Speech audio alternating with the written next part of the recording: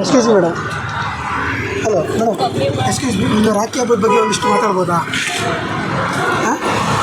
ಈ ಕಿವಿಲಿ ಗುಗ್ಗೆ ಪಗ್ಗೆ ಇದ್ರೆ ನೀಟಾಗಿ ಕೇಳೋದೇ ಇಲ್ಲ.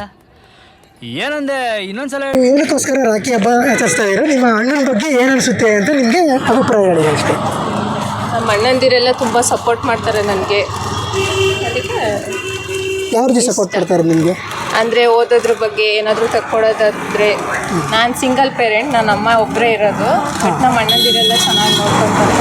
ಅದಕ್ಕೆ ಈ ರಾಖಿ ಹಬ್ಬದ ದಿವಸ ನಿಮ್ಮ ಅಣ್ಣಗೆ ಏನಂತ ಹೇಳೋಕ್ಕೆ ಇಷ್ಟಪಡ್ತೀರಾ? ನನಗೆ ಆಯಸ್ಸು, ಆರೋಗ್ಯ, ಐಶ್ವರ್ಯ ಎಲ್ಲ ಕೊಟ್ಟು ದೇವ್ರು ಕಾಪಾಡಲಿ ಅಂತ ಹೇಳ್ತೀನಿ.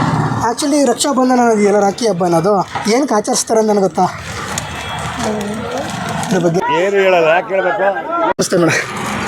ಒಂದೆರಡು ಮಾತಾಡ್ಬೋದಾ ರಕ್ಷಾಬಂಧನ ಬಗ್ಗೆ? ನಿಮ್ಮ ಅಣ್ಣನ ಬಗ್ಗೆ ಏನಕ್ಕೋಸ್ಕರ ರಕ್ಷಾಬಂಧನ ಏನಕ್ಕೆ ತಾಳಕ್ಕೆ ಬಂದಿದ್ದೀರಲ್ಲ ಇವತ್ತು, ಏನಕ್ಕೋಸ್ಕರ ರಕ್ಷಾಬಂಧನ ಆಚರಣೆ ಮಾಡ್ತಾ ಇದ್ದೀರಿ? ನಿಮ್ಮ ಅಣ್ಣನ ಬಗ್ಗೆ ನೀವು ಏನು ಹೇಳಕ್ಕೆ ಇಷ್ಟಪಡ್ತೀರಾ? ಅಣ್ಣ is a second father or mother.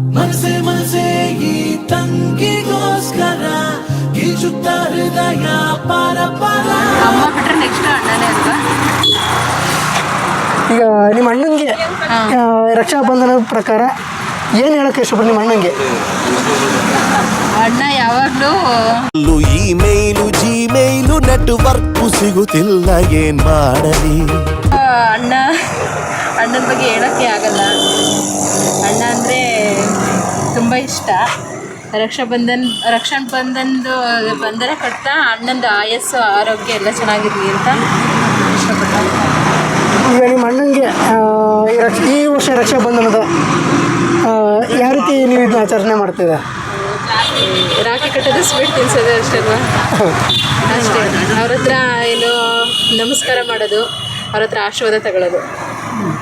ಈ ಸತಿ ನಿಮ್ಮ ರಕ್ಷಾಬಂಧನ ತುಂಬ ಚೆನ್ನಾಗಿರಲಿ, ನಿಮ್ಮ ಅಣ್ಣನ ಆರೋಗ್ಯ ತುಂಬ ಚೆನ್ನಾಗಿರಲಿ ಅಂತ. Thank you. ಇದೇ ರೀತಿ ಒಂದಿಷ್ಟು ಜನ ಏನು ರಕ್ಷಾಬಂಧನಕ್ಕೆ ತಗೋತಾ ಇದ್ದಾರೆ ಇಲ್ಲಿ. ಅವರ ಏನಕ್ಕೋಸ್ಕರ ಈ ವರ್ಷ ರಕ್ಷಾಬಂಧನ ಆಚರಣೆ ಮಾಡ್ತಾ ಇದ್ದಾರೆ ಅನ್ನೋದ್ರ ಬಗ್ಗೆ ಒಂದಿಷ್ಟು ಕೇಳೋಣ.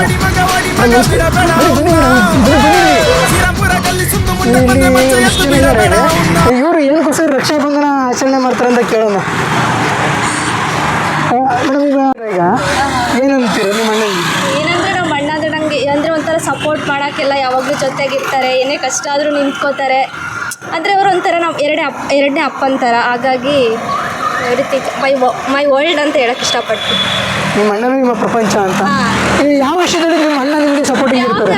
ಓದೋ ವಿಚಾರದಾದರೂ ಆದರೂ ಪರವಾಗಿಲ್ಲ. ಮತ್ತು ಯಾವುದೇ ವಿಚಾರ ಏನೋ ತಪ್ಪು ಮಾಡಿದ್ರು ಧೈರ್ಯ ಹೇಳ್ತಾರೆ, ಎಲ್ಲ ಟೈಮಲ್ಲೂ ನಿಂತ್ಕೋತಾರೆ. ಹಾಗಾಗಿ ನಮ್ಮ ಅಣ್ಣ ಅಂದರೆ ನಂಗೆ ನಿಮಗೆ ತುಂಬ ಧೈರ್ಯ ತುಂಬಿದ್ದ ನಿಮ್ಮ ಅಣ್ಣ ಯಾವ ರೀತಿ ಧೈರ್ಯ ತುಂಬಿದ್ದಾರೆ? ಓದೋದ್ರ ಬಗ್ಗೆ ಆಯಿತು, ಡಿಸಿಷನ್ ಬಗ್ಗೆ, ಮುಂದೆ ಏನು ಮಾಡಬೇಕು, ಯಾರ ಜೊತೆ ಹೇಗಿರಬೇಕೆಲ್ಲ ಹೇಳ್ಕೊಡ್ತಾರಲ್ಲ, ಹಾಗಾಗಿ ಇಷ್ಟ.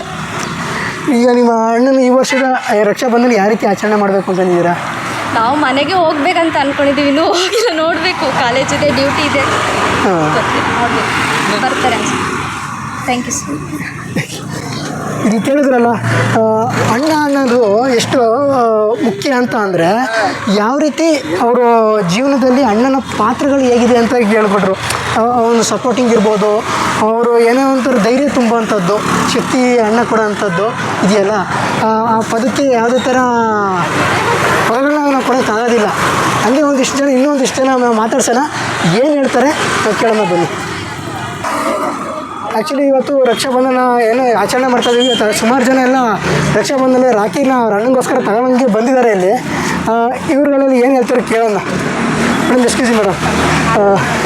ಮೇಡಮ್, ಈಗ ನೀವು ರಾಖಿ ಹಬ್ಬ ನಿಮ್ಮ ಅಣ್ಣನ ಆಚರಿಸೋಕೆ ಬಂದಿದ್ದೀರಾ. ಆ್ಯಕ್ಚುಲಿ ನಿಮ್ಮ ರಾಖಿ ಹಬ್ಬ ಅಂದರೆ ಏನು ಅಂತ ನಿಮ್ಗೆ ಅನಿಸುತ್ತೆ? ರಾಖಿ ಅಂದರೆ ನೂಲು ಹುಣ್ಣಿಮೆ ಅಂತ ಆಚರಿಸ್ತಾರೆ ನಮ್ಮ ಸೈಡೆಲ್ಲ.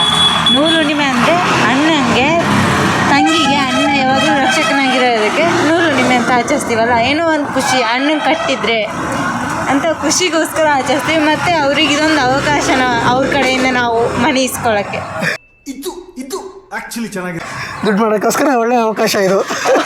ಆ ಥರ ಅಂತಾರ ದುಡ್ಡಿಂಕಿನ ತುಂಬ ಬಾಂಧವ್ಯ, ತುಂಬ ದೂರ ಇರ್ತೀವಿ. ಒಂದು ವರ್ಷಕ್ಕೊಂದ್ಸರಿ ಕಟ್ತೀವಿ.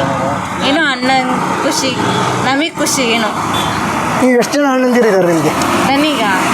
ನನಗೆ ತಮ್ಮಂದಿರು ಜಾಸ್ತಿ. ನನ್ನ ತಮ್ಮಂದಿರು 4 ಜನ, ಅಣ್ಣನ ಮಾತ್ರ ಇಬ್ಬರಿದ್ದಾರೆ. ಆ್ಯಕ್ಚುಲಿ ರಕ್ಷಾಬಂಧನ ಇದೆಯಲ್ಲ, ರಕ್ಷಾಬಂಧನ ಏನಕ್ಕೆ ಆಚರಣೆ ಮಾಡ್ತಾರೆ ಗೊತ್ತಾ? ಹೇಳಿದರು ತುಂಬ ದೊಡ್ಡ ವರ್ಡು, ಆದರೆ ನೆನಪಿಲ್ಲ. ಬಟ್ ಕೇಳಿದ್ದೀವಿ ತುಂಬ ಮಹತ್ವದ್ದು ಅಂತ ಅಷ್ಟೇ. ಮಹತ್ವದ್ದು ಅಷ್ಟೇ. ಆ್ಯಕ್ಚುಲಿ ರಕ್ಷಾಬಂಧನ ಅಂತ ಅಂದರೆ ಶ್ರೀಕೃಷ್ಣ ಪರಮಾತ್ಮ ಇದಾನಲ್ಲ, ಒಂದು ಗಾಯ ಆಗುತ್ತೆ. ಗಾಯ ಆದಾಗ ರಕ್ತ ಬಂದಾಗ ದ್ರೌಪದಿ ಇದಾರಲ್ಲ, ಎಲ್ಲರೂ ಟ್ರೀಟ್ಮೆಂಟ್ ಮಾಡೋಕ್ಕೆ ಹೋದಾಗ ದ್ರೌಪದಿ ಬಂದ್ಬಿಟ್ಟು ತನ್ನ ಸೀರೆನ ಕಡ್ತಾಳೆ. ನೆನಪಾಯಿತು, ಮಹಾಭಾರತದ ಸೀನು. ಮಹಾಭಾರತದಲ್ಲಿ ಒಂದು ಸೀನ್ ಇರುತ್ತೆ, ಅದರಲ್ಲಿ ದ್ರೌಪದಿ ಕೃಷ್ಣ ಹೇಳಿರ್ತಾನೆ ನಾನು ನಿಂಗೆ ಯಾವಾಗಾದ್ರೆ ಸಹಾಯ ಮಾಡ್ತೀನಿ ಅಂತ. ದ್ರೌಪದಿ ಸೀರೆ ಬಿಚ್ಚಬೇಕಾದ್ರೆ ಅವ್ನು ಕಟ್ಟಿದ್ನ ಬಿಚ್ಚಿ ಕೊಟ್ಟಿರ್ತಾನೆ, ಅವ್ನ ಬೆರಳು ಕಿರುಬೆರಳಿಗೆ ವಸ್ತ್ರಾಭರಣ. Thank you. ನೆನಪಾಯ್ತಾ? ಎಸ್. ಅದು ಆ್ಯಕ್ಚುಲಿ ರಕ್ಷಾಬಂಧನ ಯಾಕೆ ಒಂದು ಅಣ್ಣ ಇದನ್ನು ನಮಗೆ ಯಾವ ಕಷ್ಟ ಕಾಲದಲ್ಲಿ ನಮಗೆ ರಕ್ಷಣೆ ಕೊಡಲಿ ಅನ್ನೋದಕ್ಕೋಸ್ಕರ ರಕ್ಷಾಬಂಧನ. ಮನೆಗೋಸ್ಕರ ಅಲ್ಲ, ಮನೆಗೋಸ್ಕರ ಅಂತನಲ್ಲ, ಅದಕ್ಕೆ ತುಂಬ ದೊಡ್ಡ ವರ್ಡು ಅಂತ ಹೇಳಿದ್ದು ನನಗೆ ಮುಂಚೆನೆ ಗೊತ್ತಿಲ್ಲ. ಬಟ್ ತುಂಬ ಚೆನ್ನಾಗಿರುತ್ತೆ ಟೋಟಲ್. Thank you. ನೀವೊಂದು ಎರಡು ಮಾತಾಡಿ ಹೇಳ್ಬೋದಾ ನಿಮ್ಮ ಅಣ್ಣನ ಬಗ್ಗೆ? ಅಣ್ಣ ಅಂದರೆ ಏನು? ನಂಗೆ ಅಣ್ಣ ಇಲ್ಲ, ತಮ್ಮ ಇರೋದು. ತಮ್ಮ ಏನಕ್ಕೆ ನಿಮಗೆ ಹೆಂಗೆ ಇಷ್ಟ ಆಯ್ತಾನೆ? ಅವನು ಏನಕ್ಕೆ ಇಷ್ಟ ಆಗ್ತಾನೆ, ಅವನು ಇವಾಗ ಸಣ್ಣ ಅಂದರೆ ಚಿಕ್ಕವನಿರೋದು ಈಗ ದೊಡ್ಡೊಂಥರ ಆಡ್ತಿದ್ದಾನಲ್ಲ, ಅದೇ ಖುಷಿ ಆಗ್ತಿರೋದು. ಅಂದರೆ ನಮ್ಮನ್ನು ಅಣ್ಣನ ಥರ ನೋಡ್ಕೊತಾನಲ್ಲ, ಅದೇ ಖುಷಿ ಆಗೋದು. ನಾವು ಆ್ಯಕ್ಚುಲಿ ಸಣ್ಣ ನಾವು ಅಂತೀವಿ, ಬಟ್ ಅವ್ನು ಹಂಗಲ್ಲ. ಓಕೆ, ಅಣ್ಣನ ಥರ ನೋಡ್ಕೊತಾನೆ, ಅವನೇ ತಮ್ಮನೇ ಅಣ್ಣನ ಥರ ನೋಡ್ಕೊತಾನೆ. Congratulation brother, congratulation. ತಮ್ಮನೇ ಅಣ್ಣನಾಗಿದ್ದಾನೆ. Thank you madam. ತಮ್ಮನಾಗಿರ್ಬೋದು, ಹೇಗೆ ನಮಗೆ ಒಡ ಹುಟ್ಟಿರ್ತಾರೆ ಅಲ್ಲ ಯಾರೇ ಸಹ ನಾವು ರಕ್ಷಾಬಂಧನ ನಾವು ಆಚರಣೆ ಮಾಡೋಂಥದ್ದು ಅಣ್ಣ ತಮ್ಮಂದಿರು ಮಾತ್ರ ಅಲ್ಲ, ಸೋದರರು ಇರ್ಬೋದು, ಸೋದರಿಯರಿರ್ಬೋದು. ಯಾರು ನಮಗೆ ಆಪತ್ಕಾಲದಾಗಿದ್ದಾಗ ಈಗ ರಕ್ಷಣೆ ಮಾಡ್ತೀವಲ್ಲ, ಆ ಟೈಮಲ್ಲಿ ನಮ್ಗೆ ಯಾವಾಗ ರಕ್ಷಣೆ ಕೊಡ್ತಾರೋ ಅವರು ನಮಗೆ ಯಾವಾಗ ಸಪೋರ್ಟಿಂಗ್ ಇರಲಿ ಅಂತಲೇ ಈ ರಕ್ಷಾಬಂಧನ ಆಚರಣೆ ಮಾಡ್ತಾಯಿದ್ದೀವಿ.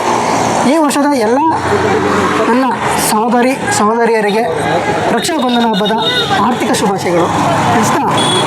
ನೆಕ್ಸ್ಟ್ ವಿಡಿಯೋದಲ್ಲಿ ಮತ್ತೆ ನಾವು ಭೇಟಿಯಾಗೋಣ, ಬನ್ನಿ.